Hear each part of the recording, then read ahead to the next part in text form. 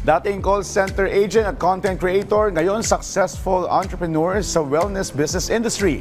Katuwang na siya ng maraming Pilipino pagdating sa pag-aalaga ng kanilang kalusugan. Pero ano nga ba ang naging sikreto sa kanyang successful journey?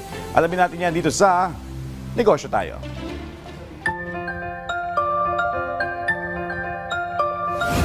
Well, yung business namin, we are into beauty and wellness. So, we sell functional beverages and then we have skincare products as well. We have our Ecran sunscreen. And lately, we introduced also our Philox Pharmaceutical with our very own vitamin E. It's called Ana E.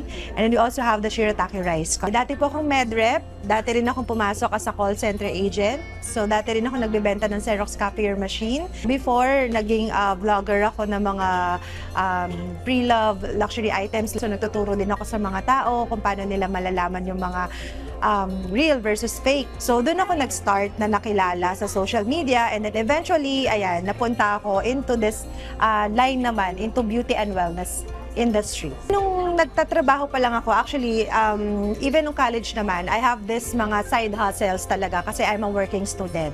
And then nadala ko siya, even nung nagtatrabaho na ako, nung medrep ako, nagbebenta-benta ako ng mga bags, sabon, perfume, kung ano-ano. Until one time, napansin ko, naka-work with ako noon with my boss.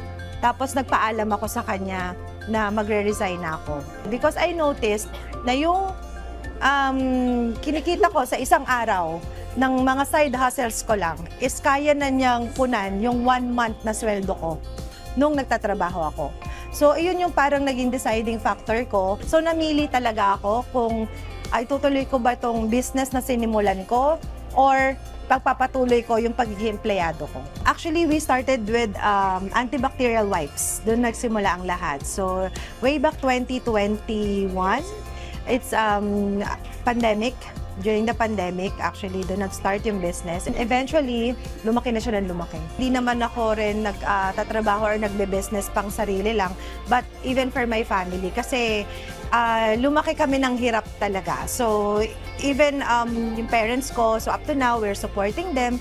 Nakapagpatayo kami ng bahay, nakabili kami ng sasakyan. So, talagang malaki yung pasasalamat ko kay Lord kasi dinala niya ako dito sa mundong to. Sa mga kababayan natin na gustong mag-business, siguro ang tip na may advice ko sa inyo is that subok lang kayo. Kasi ako kasi risk taker akong tao, hindi mo malalaman, minsan nauunahan tayo ng takot.